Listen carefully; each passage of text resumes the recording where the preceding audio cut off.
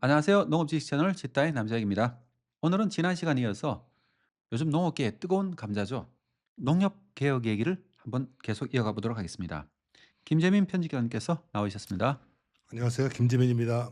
먼저 이렇게 시작해 보죠. 다들 농업 개혁 해야 된다고 하잖아요. 네네. 다들 그렇게 하는가요? 어때요? 아니면 농업 이대로 괜찮다고 하는 거 어때요?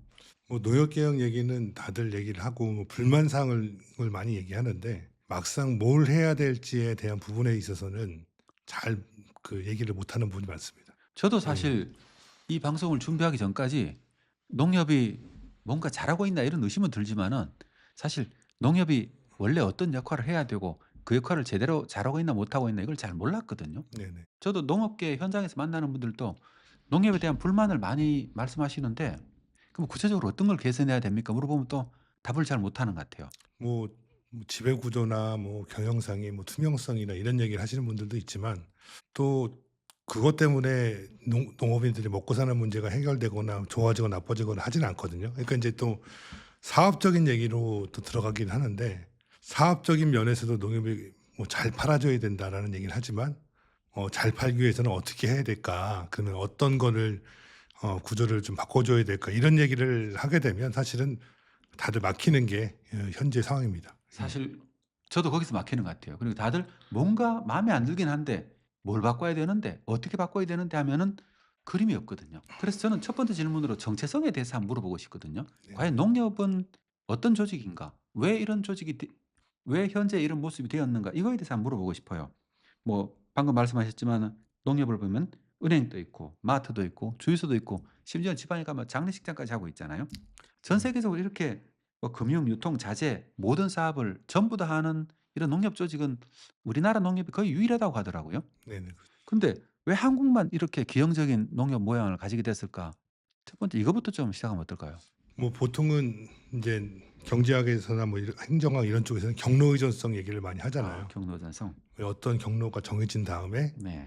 그 경로가 어느 정도 시간이 지나면 불합리하더라도 되돌아가지 못한다는 게 인젠 얘기고 되돌아가기 위해서는 더 많은 비용을 좀 지불해야 되니까. 그래서 그렇죠. 인제 어떻게 보면 태생적으로 인젠 정부가 농협에 또 농민들이 농협에 대해 바랐던 것들이 조금씩 틀리긴 했는데 그것들을 하기를 했는데 '흡족하지 못했던 게 아닌가.'라는 생각을 했고요. 그다음에 인젠 또 지나고 보면 성과도 있었습니다. 성과도 큰 성과가 있었던 부분도 있는데 그 성과에 대한 평가가 명확치 않았기 때문에 아 뭐 지나고 난 다음에 뭐 했는데 "어떤 성과가 있었지?"라고 인젠 그 얘기가 나오는 것 같아요.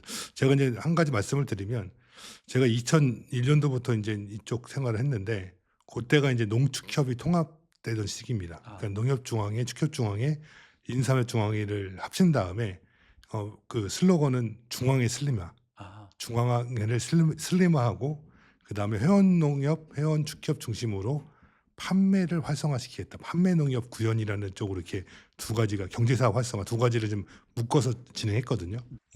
그다음에 평가가 없었습니다. 그거에 대해서 명확한 평가가 없었고 실제 활성화됐는지 좋아졌는지 뭐 이런 얘기가 있어야 되는데 뭐 구두로 저는 특집을 몇 번 다룬 적이 있는데 성과가 있긴 있었어요. 나름대로의 성과는 있었는데 그거에 대한 명확하게 "이런 성과가 있었습니다."라고 하는 저기는 없었다. 그다음에 인제 있었던 게 2012 년도에 신용사업하고 경제사업을 분리하는 경제지주, 금융지주를 출범시키는 사업이었는데 지금 한 15년 정도 지났는데 그거에 대한 평가도 없습니다.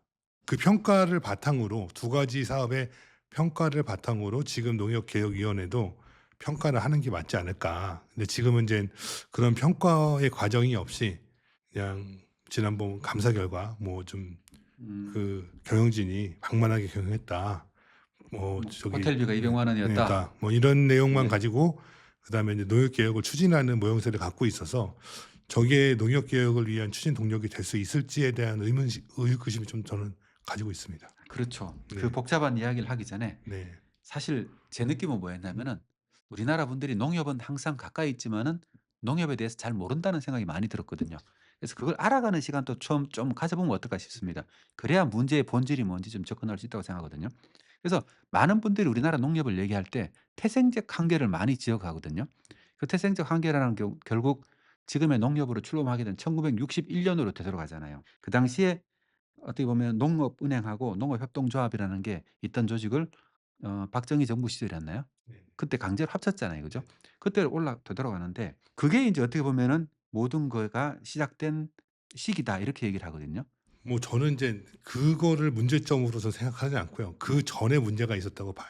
그러니까 인젠 사실은 제가 이 협동조합 산하 그 당시에 신문 기사 이런 것들을 읽어 보니 인젠 국회 차원에서 인제 농협을 어떻게 만들 것인가, 농협을 어떻게 만들 것인가 되게 많은 논의 끝에 이제 만들게 됐어요. 근데 이제 그전에 법이 만들어지기 전에 이미 조직들이 있었습니다. 그래서 그렇죠. 인제 그게 일제 어 시대 때부터 이제 예. 활동해 오던 예. 조직들이었죠. 그런 조직도 있었고 또 해방 이후에 좌파적인 계열의 농민단체들이 지역에서 만들기도 하고 또 우파적인 계열의 농민단체들이 노예법을 만드는 과정에서 자체적으로 조직을 만들어서 인제 막 경쟁을 하기도 합니다. 그래서 결국은 인제 경론 끝에 인제 노예법이 통과된 다음에 인제 출범하게 됐는데 지금 저희 축산업계에서 있었던 일이랑 너무 비슷한데 축산업계에서 축산 자조금이라는 게 있잖아요. 네. 농가들이 돈을 걷어서 인제 네네. 그 판매를 활성화하기 위한 사업을 하고 있는데 그 자조금 단체를 만든 상위 단체하고 자조금 단체하고 장이 같으면 음. 문제가 없는데 장이 다르면 경쟁하거나 싸움이 일어납니다. 네. 항상 돈 주는 쪽에서 되게 인제 잘 안 줘요. 그렇죠. 집행을 잘 안 해 주고 음. 이제 건건이 문제를 삼고 이렇게 되면서 인제 경론이 벌어지다가 나중에는 장을 함령으로 해야겠다 이렇게 결론이 났는데 그 당시도 인제 돈을 쥐고 있는 농업은행하고 조직만 있는 농협중앙회하고 사실은 인제 다툼이 많이 일어났다고 합니다. 그러니까 인제 결국은 일은 안 되고 또 전반적인 농업민이나 농업단체들을 지원해야 될 농업은행이 역할들을 잘 못한다고 판단해서 합쳐버린 거죠. 그래서 결정적인 이유는 저는 이렇게 보고 있습니다. 농협중앙회가 인제 농민들이 출자해서 만든 조직이긴 한데 농업인들이 얼마나 자본이 있었겠습니까 그 돈이 당시에. 없었죠. 예. 자본이 없는 상태에서 뭘 사업을 하니까 하면 안 되니 그래도 자금이 있는 농업은행하고 합쳐서 사업을 할 수 있도록 이제 길을 열어줬던 것 같고 뭐 그 당시에 좀 재미있는 것도 있습니다. 지금 IBK 기업은행 같은 경우는 당시에 인제 그 농협은행에 있는 그 대도시에 있던 은행들을 떼어내서 아. 그걸 중소기업은행을 만듭니다. 아 사실 그 예. 농업은행이라는 게 예. 당시에는 어떻게 보면 상호부금 같은 이런 네네네. 농촌하고 동시에 있던 은행들이었죠. 다 있었죠. 아 그래서 예. 떨어져 나간 게 도시에 예. 있는 건 기업은행이 됐고 기업은행이 있고 농촌에 있는 건 그건 농협은행. 농협이 된 거네요. 네네네. 농협은행이 된 거네요. 예. 뭐 음. 고런 식으로 하여튼 뭐 진행이 됐고요. 결국은 인젠 그렇게 해서 인제 구조를 만들어 놓으니깐 리 동 단위로 농협에 있었습니다. 음. 그러니까 리 단위로 농협에 있다 보니까 사업이 잘 안 돼요. 아까 말씀드린 규모가 안 되다 보니까. 그래서 인제 리 단위에 있던 거를 그 읍면 단위로 그 통합을 추진합니다. 그래서 인제 그걸 어떻게 했냐. 읍면 단위로 통합하면 상호금융 업무를 하게 해 아. 줄게라는 당근책을 주고 추진을 해서 몇천 개 됐던 그 농협을 한 1,500개, 600개 그 정도로 인제 합병을 해내는 성과를 내죠. 면 단위로 면 단위로, 합치니까. 면 단위로 합치니까. 네네네. 그게 인제 어쨌든 현재의 구조가 되는 시발점이 되고 아마 70년도가 되기 그 전후에서 그게 네. 이루어져서 우선은 그 당시로는 획기적인 거죠. 리 단위로 있던 거를 면 단위, 읍 단위로 엄청난 혁신이었네요. 어쨌든 혁신이 있었고 네. 저희 동네도 그러니까 40개 정도 돼 있던 그 농협을 한 개로 합친 거니까 네. 엄청난 혁신이었고 성과로 좀 보고 있습니다. 이제 그 이후에 인제 그 여러 차례 또 혁신을 했어야 되는데 진행되지 못했고 쭉 오다가 인제 무슨 일이 있냐. 군사 정권이었잖아요. 네. 인제 원래 농협조합장은 농민들이 인제 그 선출을 해야 되는데 정부에서 인제 지정해서 인제 임명하는 식으로 해서 인제 쭉 진행이 됩니다. 그래서 거기서 저는 농민들이 정부에서 조합장을 뽑았으니까 내가 출자는 했지만 운영은 정부에서 하는 거니까 약간 공공기관처럼 받아들였던 게 거기서 시작이 됐던 것 같고 그러다 보니까 불평분만이 이걸 내가 우리 조합을 잘 경영해 보자, 이끌어 보자, 사업의 성과를 내보자라는 마인드보다는 왜 이런 성과를 못 내서 나한테 배당금을 못 줘라는 쪽으로 움직이지 않았나는 생각을 해봅니다. 어떻게 보면은 그 경영에 책임이 있는데 네. 주인이니까 조합원이니까 자꾸 이렇게 민원인처럼 이렇게 할 수밖에 없었다 이렇게 그렇죠. 느낌이 드네요. 그러니까 저도 이런 문구를 보긴 봤어요. 그러니까 내 것이라기보다는 관청이나 돈 빌려주는 것. 네, 그렇죠. 농민들은 어떻게 보면 농협의 주인인데 지금 관공서처럼 인식을 했고 그게 여전히 남아 있는 것 같아요.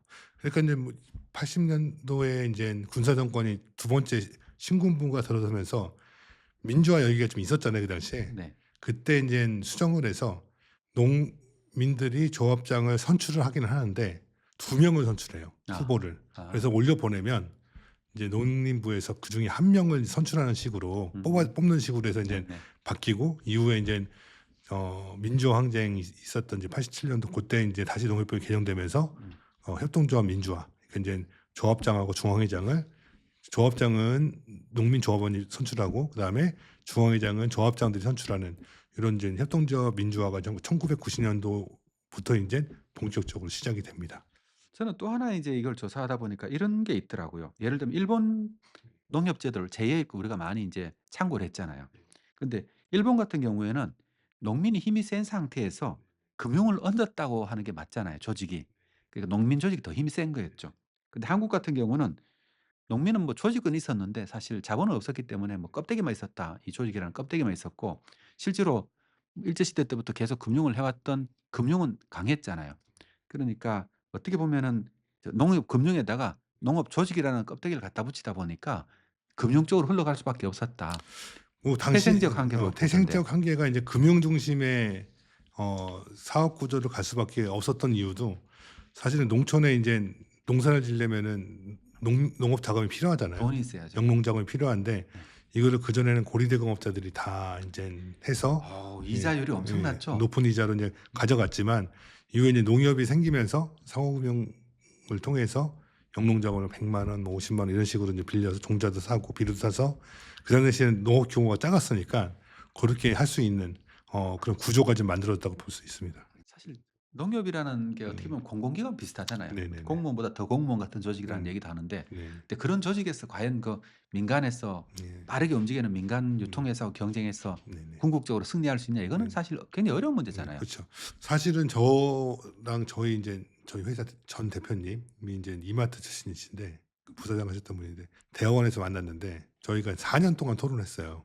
농협 하나로 맡아 가지고서 음. 어떻게 뭐 활성화할 수 있을지. 이제 이분 입장에서는 농협이란 조직을 모르는 상태에서 유통맨으로서 이거를 이제 분석을 한 거예요. 그래서 자기가 만약에 이거를 경영을 했다 그러면 자기는 이마트고 홈플러스고 다 무릎을 꿇릴 자신이 있다는 거예요. 네.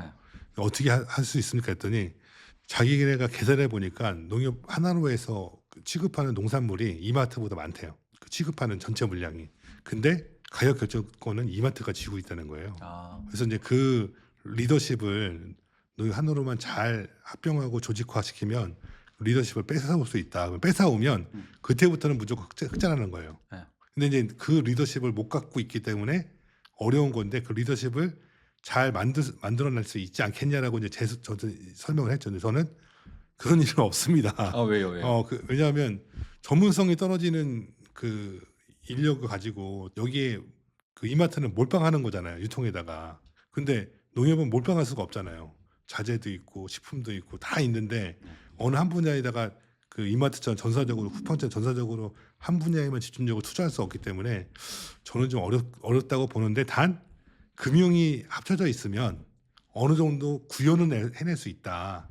약간의 적자 보더라도 그 어느 정도 물량을 확보해 나가면서 해낼 수 있는데 돈줄을 끊어놓고서 이제 이걸 하려고 그러니까 더 안 되는 구조가 만들어져. 다 말씀 들어보니까 두 가지로 모아지는 것 같아요. 이게 편집장님 말씀 들어보면은 첫 번째는 신경 분리가 어떻게 보면 농협의 장점을 다 끊었다는 느낌이 들고 없애버렸다는 느낌이 들고 그다음에는 조합장 직선제라는 게 또 장점을 없앴다는 느낌이 드는 게 왜냐하면 직선제 때문에 지역 농협에 대한 지원을 할 수밖에 없으니까 경제 사업에 집중을 할 수가 없잖아요. 그러니까 자본 투자가 안 되니까 결국은 유통에서 계속 밀릴 수밖에 없고 이렇게 많은 우군이 도와줌에도 불구하고 지역 농협들이 약점을 가질 수밖에 없다 이런 느낌이 드는데 저번 시간에도 한번 그런 말씀하셨잖아요. 신경 분리가 결국 하지 말았어야 될 일이었다 이렇게 네네. 보시는 거잖아요. 네네. 지금 뭐 신경 분리가 처음 시작할 때는 했을 때 하고 지금하고 분위기가 틀린 게 처음 했을 때는 적자가 없잖아요. 네. 첫 해니까. 둘째 해도 뭐 2년밖에 안 됐으니까 뭐 적자 나더라도 누적 적자 얼마 안 되는데 10년, 15년 지난 상태에서는 그 체력을 다 갉아먹는 거죠. 자본금도 갉아먹고 뭐 이제 그 투자 쓰는 여력도 점점 전에는 자본금 떼어받은 게 있으니까 그걸 가지고 어떻게 해볼 수 있는 여력이 있는데 재무제표가 안 좋으면 대출받기도 힘듭니다. 사실은 뭐 농협은행에서 뭐 빌려주긴 하겠지만 그런 상태에서 저는 아니 지금 이렇게 적자라고 있는데 또 대출을 받아서 투자를 해?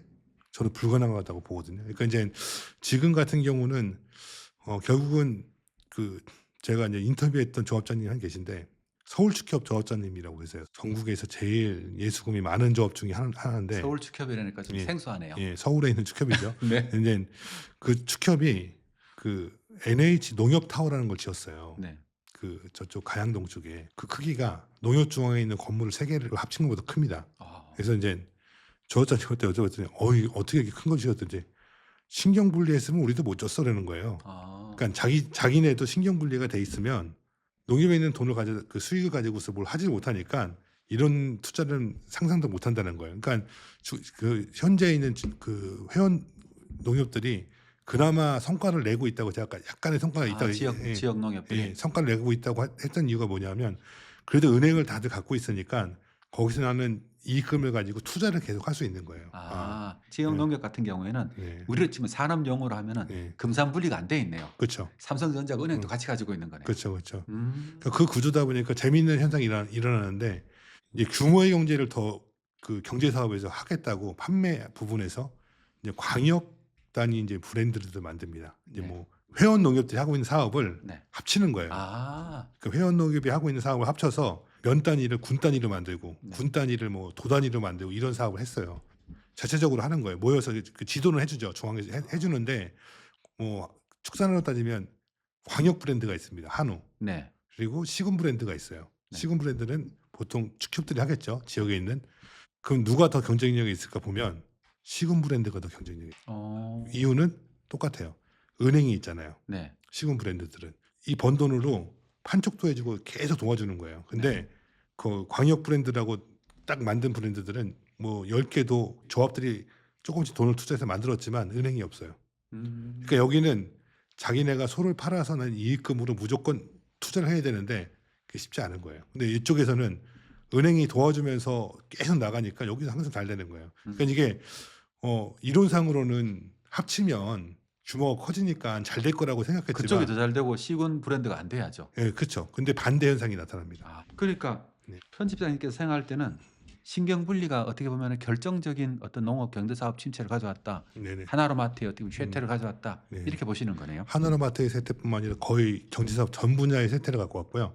제가 이제 농담 삼아 제가 페이스북에도 올리고 했던 얘기가 뭐냐면 2000년대까지는 국회든 어디서 토론회가 많잖아요. 네. 열리면 항상 패널 중에 한 명은 농협이 딱 낍니다. 네. 지금은 잘 보세요. 농협을 빼고 할 때가 많습니다. 저는 최근에 농협 관계자분들 별로 만난 적이 없어요. 예, 그렇죠. 많이 발표하시고 하시잖아요. 물론 예, 농민신문 기자들만 만났어요. 그렇죠.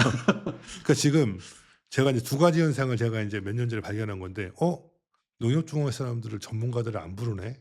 이게 이제 첫 번째 현상이고, 그러게요. 예, 저도 왜냐- 최근에 농협 중앙회 분들 뵌 적이 없어요. 예, 왜냐하면 성과를 못 내고 있는데 나가기가 애매한 거예요. 부르기도 애매하고 지금 상황은. 근데 저는 그런 토론회를 보면서 네, 왜 농협 관계자가 안 왔지 하는 생각을 항상 하거든요. 네, 네, 네. 이분들이 와가지고 예, 얼마나 중요한 역할을 해요. 그렇죠. 그 엄청난 사업을 움직이는 분들인데 네, 그분들이 왜 적극적으로 네. 그 플레이어로서 역할을 해야 되잖아요. 네, 네. 그게 거의 한 1, 20년 동안에 많이 사라진 것 같아요. 그렇죠. 그러니까 지금 사업이 위축이 되니까 농협중앙의 인재들이 그 적자 사업장으로 안 가려고 합니다. 저 같으면은 네. 만약에 농협 들어가면은 네, 필사적으로 금융으로 갈 것 같아요. 그렇죠. 예. 경제 사업에 남아 있으면은 네. 월급도 안 올라갈 것 같고 느낌이. 네. 제가 이제 축산 쪽과 가까우니까 이런 얘기가 있습니다. 축산 쪽에 이제 모구촌하고 이제 농협사료가 대표적인 자회사인데 둘 다 유명하잖아요. 모구촌 다 농협 브랜드 중에 제일 유명합니다. 모구촌이. 그쵸. 모구촌이 농협 브랜드라는 거 모르시는 분들 그쵸. 대부분일 거예요. 예, 모구촌이라는 브랜드가 네.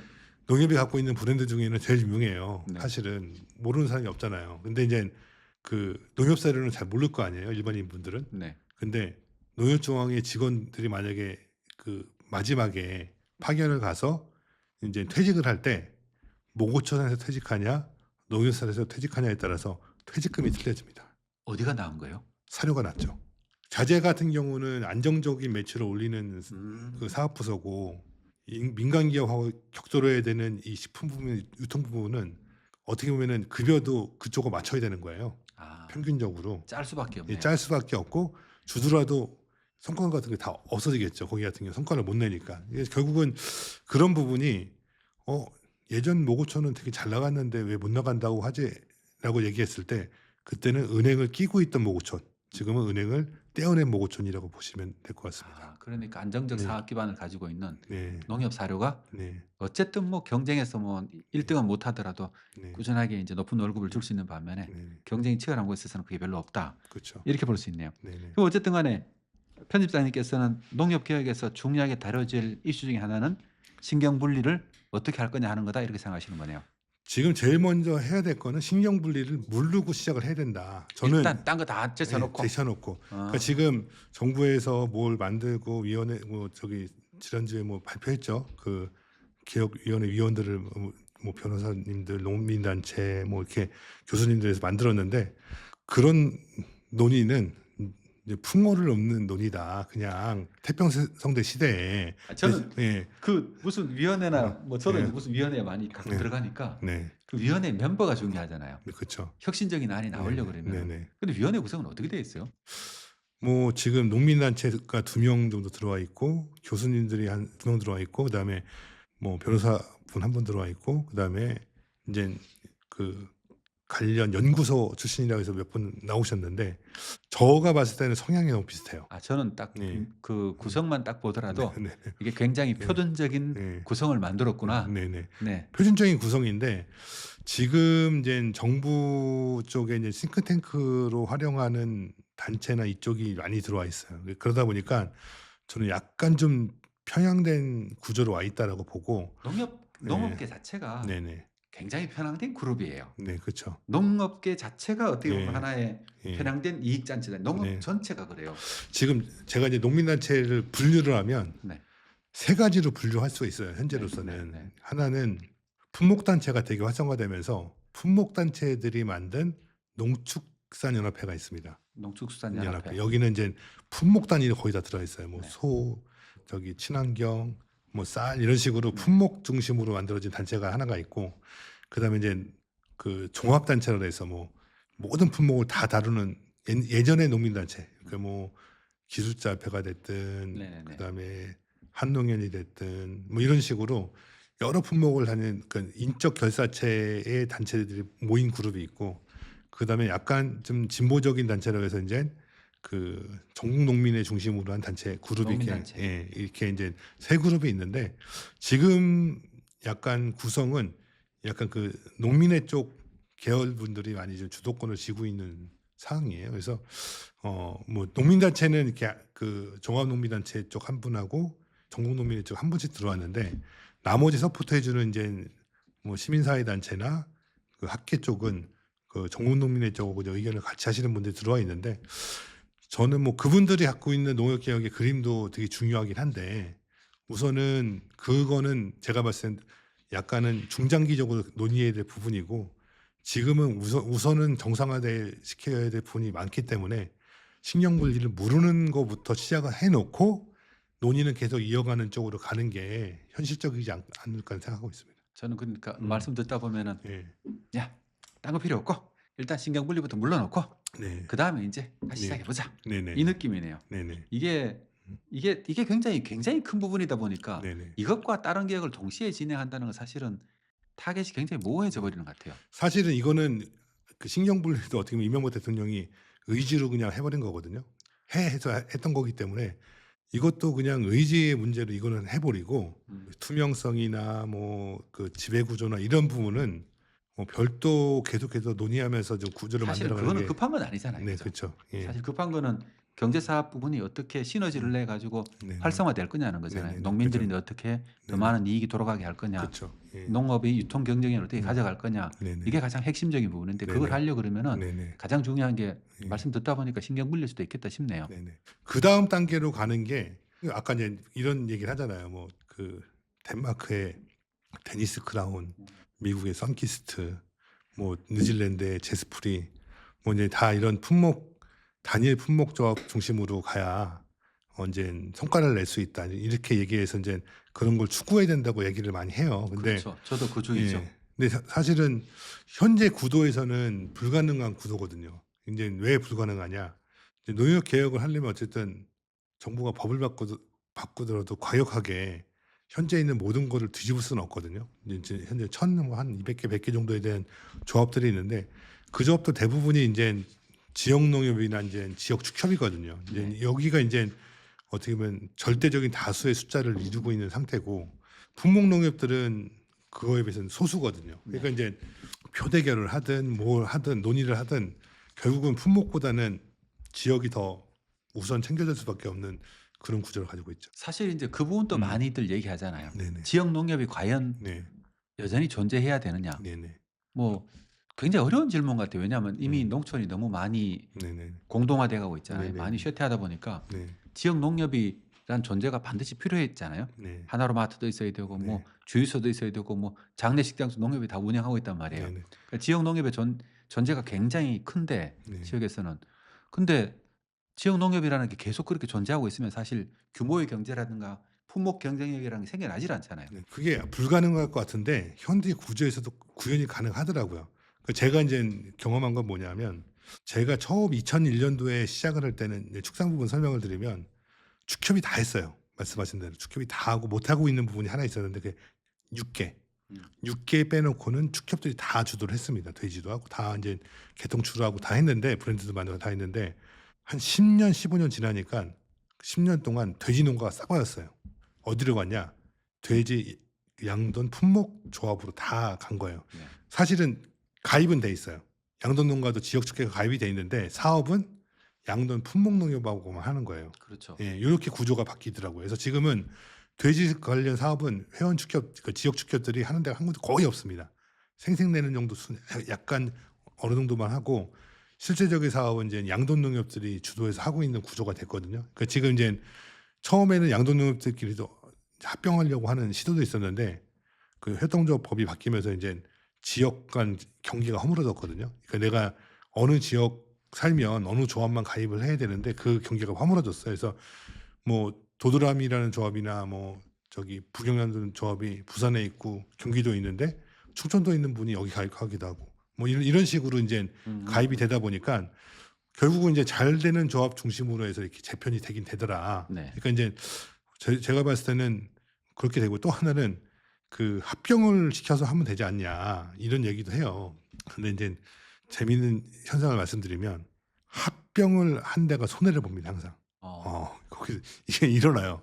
어떤 일이 있었냐면은 안성하고 평택하고 붙어 있잖아요, 경기 네. 남부에. 네.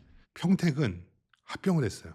그래서 조합이 축협까지 해서 6-7 개밖에 안 돼요. 그러니까 인제 지역 농협이 있고 축협이 있고 그다음에 뭐 원예 농협이 있고 이런 식으로 하니까 6 개밖에 안 되는데 안성은 합병을 안 했어요. 그 음. 지역 농협은 한 10여 개 되고 거기다가 품목이 있고 축협이 있고 하다 보니까 표 차이가 이게 이제 그 선거를 통하는 조직이잖아요. 그러다 보니까 뭐 2표 준다 이런 것도 있었는데 시간 지나면서 그거 다 없어졌어요. 그러면서 합병 안 한 지역이 더 지원을 많이 받는 구조가 돼요. 아 중앙에서 네네. 표를 생각할 수밖에 없네요. 네. 그런 구조가 됐죠. 아 근데 사실은 네. 농업적으로 보면은 네. 평택 방향이 맞는 거잖아요. 뭐 그렇게 맞다고도 볼 수 있는데 그렇다고 또 뭐 안성 분들이 그 평택만큼 지원 못 받는 것도 아니에요. 음. 어떻게 보면은. 그러니까 제가 봤을 때는 사업의 그 집중도를 봤을 때 어느 정도 집중해서 성과를 내냐 했을 때 이게 농협만 규모화 돼서는 안 되고요. 조합원들도 규모화가 돼야 됩니다 사실은. 아 그쵸. 이게 같이 가야지 나는 여기 저기 1000평 농사 짓는데 조합이 지역에 5개 있든 10개 있든 이용해서 받을 수 있는 건 별 차이가 별로 큰 차이가 안 나거든요. 근데 네. 이제 이게 내가 규모화가 되고 조합도 규모화가 돼서 내 걸 잘 팔아 줘.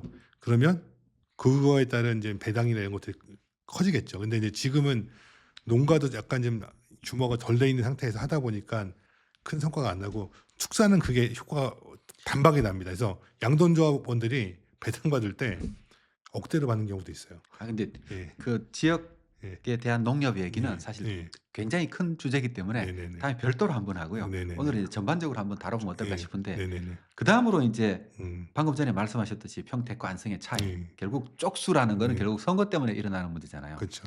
근데 우리나라의 음. 농협중앙회가 권한이 굉장히 뭐 비대하다, 권한이 너무 세다 이런 얘기들이 많잖아요. 중앙회장의 권한이. 네네. 근데 일본은 사실 농협 개혁하면서 중앙회가 거의 음. 조정이나 이런 기능밖에 안 하거든요. 네네네. 명목상만 남아 있다 할 정도로 하고 전부 다 우리로 치면은 품목이나 지역에 있는 농협들이 규모화돼 있잖아요. 네네네. 이게 이제 중심적으로 농업을 음. 끌고 간다고 네. 하거든요. 네.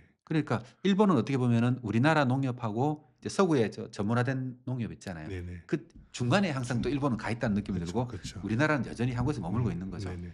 그러니까 뭐 일본도 정답은 아니겠지만 그래도 분명한 거는 이 한국 농업 자체가 경쟁력을 가지려 그러면은 결국 농가도 어느 정도 규모화가 필요하지만은 네네. 이걸 지원하는 조직 자체의 규모화도 필요하잖아요. 지금 그런 관점에서 봤을 때 안성처럼 이렇게 지역 농협이 다 운영되는 거는 음. 사실 구조적인 실패를 가져올 수밖에 없다고 생각하거든요. 뭐 그렇게 얘기도 할 수 있는데 제가 봐서 현재 구도에서는 어느 정도까지 규모화를 시킬 수 있냐라고 봤을 때 뭐 정부가 그 그림을 그리겠죠. 근데 저항이 항상 있습니다. 그래서 우선은 아마 시군 단위는 못 넘어갈 거예요, 농협 같은 경우는. 그러니까 그러다 보면은 이 시군이라는 음. 거기에 가둬져서 인제 사업을 하다 보니깐 한계가 또 있을 거고 뭐 하다 보면은 지금도 뭐 저기 지방자치단체 합치다 그럴 때 되게 저항이 있잖아요. 이제 그런 저항이 있을 거고. 이게 쉽지 않을 거라는 예 느낌은 네. 들긴 예 하는데 네. 어쨌든 저는 뭐 일본 음. 농협 개혁도 자세히 보고 이렇게 네네. 보면서 그럼 과연 중앙에는 음. 어떤 역할을 해야 될 거냐? 네. 중앙이라는 게 과연 필요할 거냐? 네. 경제 지주하고 지역에 있는 품목 농협들 있잖아요. 음. 만약에 규모가 된다 치면은 음. 이게 과연 두 개가 동시에 이렇게 경쟁하는 관계인지 협력하는 관계인지 모르겠는데 네. 이 관계 설정을 어떻게 해야 될 거냐는 게 굉장히 큰 문제가 남아 있다는 생각이 네네. 들거든요. 네네. 왜냐하면 이런 구조를 가진 나라가 우리나라밖에 없기 때문에 그쵸. 예. 누굴 벤치마크 해 가지고 이렇게 바꾸자는 얘기도 하기 음. 힘들어요. 네네. 그래서 음. '이게 우리나라 농업 개혁의 가장 큰 걸림돌이 아닐까.' 이런 생각은 음. 들거든요. 사실은 이제 중앙의 사업하고 회원조합하고 이제 겹치는 부분이 하나로마트가 제일 많이 겹칩니다 사실은. 하나로마트. 지역 농협들도 하나로마트를 하고 있고 중앙에 하나로마트가 있으니까 인근에 하나로마트 있으면은 못 들어오게 해요. 그러니까 인젠 규모 있는 게 들어오면은 경합된다고 그래서 인제 반대도 많이 하고 하는데 결국은 그 '유통 부분을 합병을 해야 되지 않겠나.'라는 생각을 저는 많이 해요. 근데 그 과정이 제가 이제 노조분들도 만나서 물어보고 하면 여러 번 시도했지만 "중앙회 내에 있는 유통조직도 합병하지 못했다.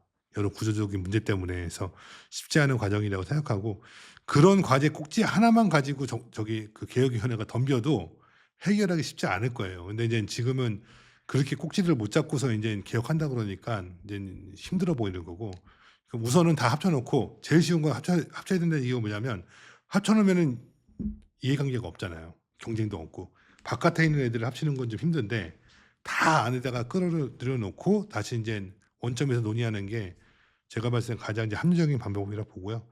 또 하나는 "중앙회장님 권한이 많다." 이런 얘기를 해요. 그래서 회장님 권한이 어떤 권한이 있지 비상임인데라고 생각해 보니까 인제 우선은 인사권이 있겠죠. 어디다가 넣는 거하고 또 하나 인젠 그 중앙회가 인제 회원조합에다가 무이자 자금을 인젠 그 지원하는 게 있는데 그거에 이제 불투명성이 좀 있다고 해요. 근데 이제 거의 대부분은 중앙회장님이나 인젠 그 대표이사급에서 이제 결정을 내리겠죠. 그래서 이제 그런데 이제 어떤 원칙에 따라 져야 되는데 회장님의 재량이 들어가기 때문에 거기서 약간 좀 뭐 "표 관리한다. 인기 관리한다." 뭐 이런 얘기가 나오는데 고런 거 빼놓고는 우선은 회원조합을 어떻게 규모화시킬 건지 품목조합을 어떻게 품목조합 중심으로 끌고 갈 건지 아니면 기다려서 품목조합 중심으로 가게 할 건지 이런 논의를 많이 치열하게 해야 될 것 같아요. 이제 일본 농협 얘기를 안 할 수 없는데 일본이 우리나라보다 뭐 규모가 크잖아요. 인구도 많고요. 근데 농협 개수가 500 개가 안 돼요. 400 개,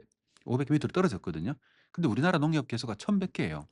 사실 이 얘기는 무슨 얘기냐면은 요즘 같은 경쟁 시대에 잘 안 맞다는 생각이 많이 드는 게 양파 문제도 그렇고 많은 문제들이 보면은 이 규모가 안 돼가 나타나는 문제가 많잖아요. 저번에도 얘기했듯이 우리나라의 그 지자체 단위가 쪼갈려진 문제도 있고 거기에 농협까지 쪼갈려져 있거든요. 그러니까 예산이라는 게 전부 다 분배해서 나눠 들어가다 보니까 농민도 규모화 안 되고 뭐 흩어져 있는데 유통 조직도 규모화가 안 돼요. 근본적으로 그러니까 우리나라는 이 농업을 바꾸기가 굉장히 어렵다 이거. 그럼 이 상태로 계속 가면 어떤 문제가 생기냐면 누구나가 다 어떤 문제 생길지 알거든요. 그 양파가 인제 점점 더 인제 시장을 잃고 나면 품목이 하나씩 무너지잖아요. 인제 큰 1 조짜리 품목들이 하나씩 만약에 30% 50% 시장에 내주고 나면은 결국 지역 농협도 농업도 다 이렇게 고사될 수밖에 없는 상황인 건 누구나 다 알잖아요. 그럼 이거를 바꾸는 데 있어 가지고 뭐 지자체 단위를 바꿀 거냐 이것도 굉장히 어렵지만은 최소한 농협이라는 조직이 있잖아요. 이건 어떻게 뭡니까 지자체를 넘어서서 규모가 가능해야 될 거냐는 음. 논의까지는 갔으면 좋겠거든요. 그렇죠. 근데 이런 논의가 음. 과연 그런 농업개혁위원회에서 가능할 거냐. 우선은 뭐 시급한 것도 얘기를 할 수 있을지 모를 것 같고 뭐 구조 얘기도 한다고는 했어요. 근데 물어봤더니 뭐 이런 신경분리나 구조 얘기도 하냐 했더니 그거는 메인 주제는 아닌데 위원들이 그것들을 필요하다고 얘기를 하면 테이블 위에 올라갈 것 같다 이렇게 얘기는 했어요. 얘기를 했는데 하여튼 저는 농협을 건들기 시작하면 건들 게 되게 많기 때문에 시급한 거 중요한 거를 과제를 뽑아 놓고 이제 아. 해야 될 것 같아요. 저는 이런 음. 생각이 얘기를 하다 음. 보니까 드는데 우리는 농협이란 조직이 어떠냐를 가지고 계속 얘기를 하고 음. 있잖아요. 네네. 그러니까 효율적이냐 뭐 여러 네네. 가지 얘기를 하고 있는데 네.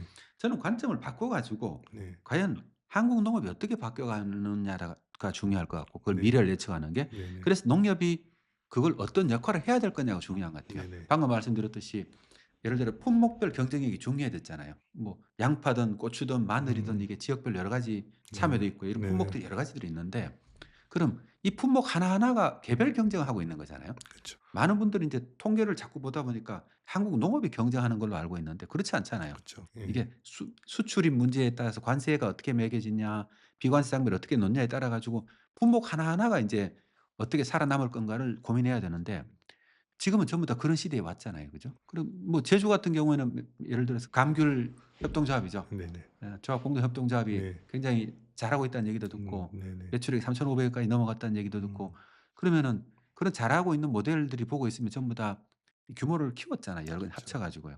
근데 그런 쪽으로 가야 되지 않을까요? 근본적으로는? 뭐 지금 이제 현재의 모델 가운데 법으로 바꿔 놓은 것 중에 하나가 이제 아까 인제 조합원들이 그 자기 지역 조합이 아닌 다른 지역 조합을 가입할 수 있게 인제 허물 놓은 게 있어요. 그래서 제가 인제 지난 연말에 의성을 좀 다녀왔는데 의성은 인제 의성에 있는 조합원 말고도 주변에 안동, 군위 뭐 이런 데서 아 많이 많아요. 가입을 하더라고요. 그래서 이제 "왜 많이 가입을 하냐?" 이제 물어봤더니 현재 이제 조합장님이 인젠 경제 사업에 되게 관심이 많으신 분이에요. 그래서 하다 보니까 되게 디테일하게 그 사업들을 추진하고 이제 끌고 가다 보니까 '어 여기보다 여기가 훨씬 낫네. 조건이 좋네.' 하면서 타 지역에 있는 조합원들이 가입을 하더라고요. 그래서 아까 이제 그 양돈농협 말씀을 드렸지만 성과를 내는 조합으로 그 농가들이 인제 이전할 수 있는 구조를 만들어 놨기 때문에 그 부분들을 좀 더 활성화시키는 정책이 우선은 필요할 것 같다. 만약에 인제 잘 되는 조합으로 조합원이 쏠리잖아요. 쏠리면 왜소해질 거 아니에요. 결국은 이제 합병할 수밖에 없는 그런 구조가 오거든요. 그래서 그렇게 인제 지금은 또 하나는 뭐냐면 현재 합병을 해야 되는 조합들이 있어요. 인제 아 부실 적자. 재무적으로 그렇고 네네. 조합원 수도 그렇고. 근데 인제 그것 때문에 조합들이 긴장해서 법 바꾸려고 되게 노력을 많이 했는데 정부도 정치권도 그거에 대해서 관심이 없는 거예요. 그래서 합병을 시키지도 않고 그렇다고 뭐 안 하는 거야. 안 하다 보니까 그냥 그 상태로 있습니다. 그래서 현재 있는 제도를 잘만 활용해도 이거를 과속화시킬 수 있는 것들이 수단들이 많이 있는데 지금 현재 농협도 그렇고 농림부도 그렇고 그런 부분에 대한 관심이 좀 약간 부족하다. 예. 저는 말씀드리면 사실 우리나라 음. 농업이라든가 아니면 음. 우리나라 정치도 마찬가지로 생각하는데 다른 산업 분야도요. 음. 그러니까 1961 년도에 농협이 출범할 때도 네. 정부가 탑다운 방식으로 찍어 네네. 눌렀잖아요. 네네. 그리고 뭐 신경 분리할 때도 마찬가지로 네네네. MB 정부에서 찍어 눌러서 이렇게 한 네네. 거고 그죠. 농업 분야의 개혁이라는 게 조합원들이 자발적인 그 의지가 모여 가지고 실행된 적이 없었잖아요. 그 조합 단위에서는 뭐 개혁할 수 있는 여지가 별로 없는 거고 그건 경영의 그 문제로 보고요.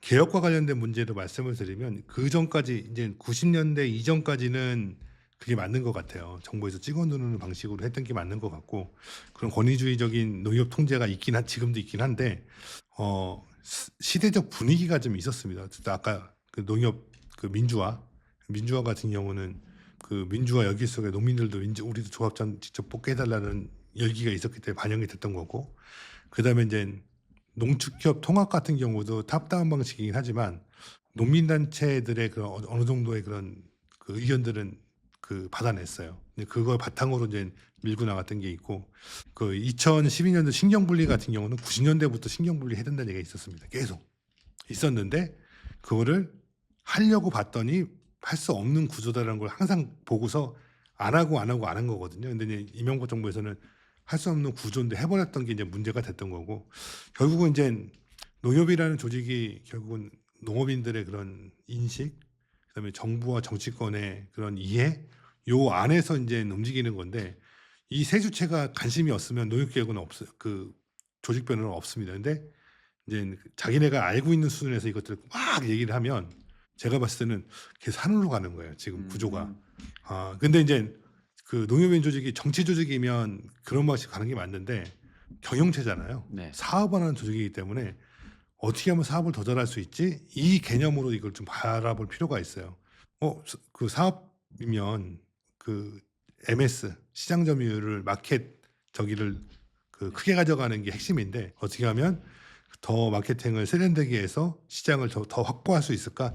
이런 쪽에 인젠 그 관심이 있어야 되는데 요 관심은 별로 없고 계속해서 이제 뭐 이렇게 해서 이렇게 바꿔 버리고 이렇게 바꿔 보고 약간 좀 실험실처럼 제도를 통해서 사업을 활성화시키겠다고 얘기하는데 사실은 사업 활성화는 제도보다는 경영적인 측면이기 때문에 그 측면만 보고서 약간 그다음 제도를 생각한다 그러면은 아까 제가 말씀드린 대로 신경 분리 물리자 이런 그 포인트가 나오는 거예요. 근데 지금은 그런 경영적인 측면은 보지 않고 인제 지배구조 개선이나 이런 것들을 보니까 뭐 해 봤자 농업 활성화는 힘들다 이렇게 보는 거죠. 미리부터 좀 부정적으로 보시네요. 음. 저보다 더 부정적이신 것 같아요. 좀 반갑습니다. 굉장히 네. 제가 가장 부정적인 네. 사람으로 알았는데 더 한 분이 계셔 가지고. 네. 근데 이제 우리는 이제 어떻게 보면 혼합된 형태로 갈 것 같거든요. 여전히 네네. 경제하고 금융이 네. 분리가 안 된 상태에서 계속 가면서 네네. 그리고 근본적으로는 사업 자체는 어떻게 유지가 될지는 모르겠지만은 음. 농업 경쟁력 자체가 이렇게 나아질 것 같다는 생각은 안 들거든요.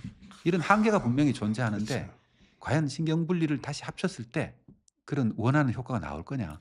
저는 이제 노예 개혁을 다른 나라 거를 보고서 인젠 '그렇게 가야 된다.'라고 생각하기 때문에 실패한다고 보는 거예요. 이젠 데니스 크라운, 네. 데스프리, 네. 알라푸드 음. 되게 유명한 조합들이잖아요. 네. 그 조합들의 특징은 수출을 한다는 겁니다. 그러니까 음. 인제 수출을 하려면 물량이 돼야 되고 이제 물류라는 게 붙어야 되니까 물량이 돼야 되고 그다음에 그 물량을 처리하기 위한 가공장 확보해야 되는데 결국은 다 규모로 갈 수밖에 없는 구조가 되는 거예요. 근데 이제 우리나라는 철저하게 거의 내수 중심으로 사업이 구성되어 있다 보니까 뭐 작업률이 20 몇 프로니까 돼 있다 보니까 그런 해외로 물건을 보내기 위한 구조를 만드는 게 약간 불필요한 거였어요. 그 데니스 크라운도 어느 하루아침에 하나가 된 게 아니라 몇십 년 동안 꾸준하게 다 인수합병을 해서 하나가 된 거잖아요. 그러니까 결국은 이 구조가 유리하게 수출하기 위해서 유리하기 때문에 그 구조로 이제 바뀌었던 건데 어 우리나라 같은 경우가 수출 농업을 할 수 있는 구조냐.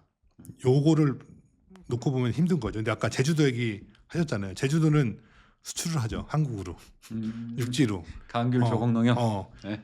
결국 거기는 그 물류라는 큰 물류라는 걸 태워야지 비용을 낮추기 때문에 네. 다 뭉칠 수밖에 없는 구조가 돼 있습니다. 근데 음. 그런 구조화에서 이제 성과를 내는 건데 나머지 이제 육지에 있는 수많은 조합들이 이렇게 필요성이 없는 거죠, 현재 구조에서는. 그러니까 결국은 현재 구조에서는 농민들한테 적당하게 자금을 지원해 줄 수 있는 구조, 그다음에 농민들이 그 생산에 필요한 자재를 적당히 공급해 주는 구조.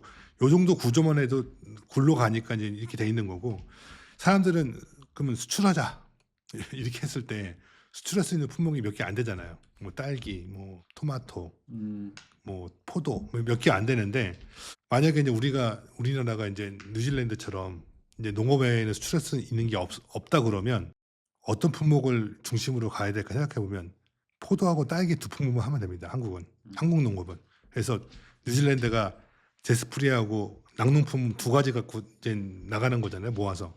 그러면 우리나라가 수출할 수 있는 거는 딸기하고 포도밖에 없으니까 그럼 딸기하고 포도 두 품목 회사 차려 갖고 인제 규모에서 나가야 되는 거죠. 근데 그 물량이 또 이제 전체 포지션에 보면은 수출 물량보다는 내수가 훨씬 크잖아요, 우리나라가. 딸기고 포도고. 그러니까 결국은 그 구조를 만들어 가는 과정이 해외 사례를 가지고서 국내 사례의 거를 그 개혁할 과제를 찾아간다 그러면 하면 할수록 미궁으로 빠지는 그런 구조가 될 수밖에 없다. 저는 이제 그렇게 보고 있고 현재 우리나라의 농업에 대한 좀 냉정한 평가를 한 다음에 그 평가에 맞는 지원하고 인제 도와줄 수 있는 그 구조를 생각한다 그러면 농협 개혁 방향이 심플해질 수도 있어요. 뭐 말은 되게 많은데 제가 이제 되게 불신을 하는 이유는 구조에 대한 고민이 전혀 없는 상황에서 자꾸 개혁을 얘기하고 곁들이가 되는 부분들을 가지고 와서 심성공대에서 하더라. 근데 제가 봤을 때는 그건 아닌 것 같고 현 구조를 좀 냉철하게 보고 얘기를 좀 해야 될 것 같습니다. 저도 그 의견에 동의를 할 수밖에 없는데 제가 뭐 부정적인 질문을 계속했습니다마는 사실 우리 농업계 내에서는 우리 농업의 미래를 어떻게 디자인해야 되겠다는 음. 큰 틀의 생각이 없는 것 같아요. 네. 아직까지는요. 네네. 합의된 생각이 없는 것 같은데 음. 이걸 제쳐놓고 농협의 음. 개혁이 사실은 앞서 나가는 것도 사실 말이 안 되잖아요. 그쵸. 예. 근데 그거하고 이제 잘 매칭이 돼 가지고 네. 같이 어깨를 그쵸, 나란히 하고 그쵸. 갔으면 좋겠다 싶은데 그쵸. 아직까지 우리나라 농업 자체에 대해서 미래를 음. 어떻게 설계할지에 음. 대한 내용이 없다. 그러니까 그쵸. 이번에 아마도 농협 개혁은 그러니까 내부의 문제라든가 아니면은 뭐 신경분리라든가 아니면 뭐 내부 통제나 중앙회의 과도한 권한 집중이나 아니면 중앙과 지방 간의 관계 같은 이런 외형적인 1 단계 개혁을 먼저 하는 게 맞지 않을까 이런 생각도 드네요. 결국은 인제 아까 말씀드린 대로 이제 농협 개혁은 농업 정책의 큰 틀 안에서 이거를 디자인을 해야 되는데 현재 농업 정책을 어떻게 끌고 갈 건지에 대한 마스터 플랜이 없는 가운데 농협 개혁을 먼저 얘기를 했기 때문에 이야기만 무성하고 음음. 결과물은 좀 부실한 그런 쪽으로 갈 가능성이 좀 크다 이렇게 보고 있습니다. 지금까지 우리가 예. 농업 개혁 네. 얘기를 많이 다뤄봤는데 네. 사실 얘기를 듣고 보니까 예. 뚜렷한 방향은 없는 것 네. 같아요. 방향이 없습니다. 인제 시작하는 음. 단계죠, 네네. 토론이. 네네. 이제 토론이 시작하는 단계고 음. 아마도 저도 예상하기로는 쟁점들은 이렇게 많이 드러나겠지만은 네. 하나의 방향을 정하기는 굉장히 어려울 것 같고 그렇죠. 예. 그렇지만은 최소한 몇 가지 정도는 이제 한번 하고 다시 우리 농업의 미래를 어떻게 디자인할 건지 네네. 거기서 농협의 역할은 어 어떻게 할 건지 그렇죠. 이런 것들에 대한 논의가 이제부터 돼야 되지 않을까 싶은 생각이 듭니다. 맞습니다. 오늘 농협 개혁에 대해서 얘기를 해 봤는데 여러분도 들으셨겠지만은 이제 시작입니다. 이제 시작이고 사실 저도 느끼는데 우리나라 국민들이 농협에 대해서 잘 몰라요. 우리 근처에 굉장히 가까이 있지만은 어떻게 바꿔 나가야 될지, 역사가 어떤지, 왜 이런 모습을 갖추게 됐는지, 그리고 실제로 농민들은 어떤 모습으로 바꿔야 한다고 생각하는지 이것들도 사실 다 정립이 안 된 것 같거든요. 이제 막 시작하는 것 같습니다. 아마 이번 토론이 썩 만족스럽진 않았겠지만은 어쩔 수 없습니다. 인제 우리도 막 논의를 시작했고요. 이제 논의 상황을 봐가면서 좀 더 정리를 해 가지고 좀 더 깊은 지식을 다음에 한번 전달 드리도록 하겠습니다. 오늘은 여기까지입니다. 김 시장님 고생 많으셨습니다. 감사합니다.